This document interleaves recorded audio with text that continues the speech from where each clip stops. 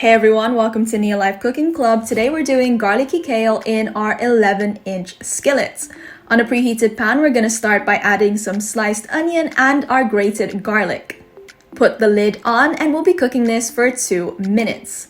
The rest of the ingredients we're using today are mushrooms, asparagus, kale, salt and pepper, and some fried garlic.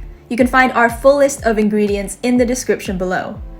After the 2 minutes, we're going to start adding our mushrooms and our asparagus. Don't forget to like this video and subscribe for more healthy cooking videos from us. Putting the lid on, we're cooking this for another 3 minutes. It's all coming together now. We're gonna add our kale on top.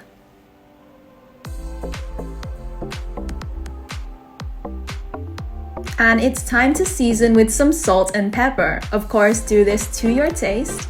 If you want, you can even add some more grated garlic. We'll be giving this a quick mix with our Saladmaster turner, which if you don't have one yet, you're missing out. Lid on, we're cooking this for another 2 minutes. And then we're just gonna top it all off with a generous sprinkle of some fried garlic. And just like that, your garlicky kale is ready to serve. Hope you enjoy!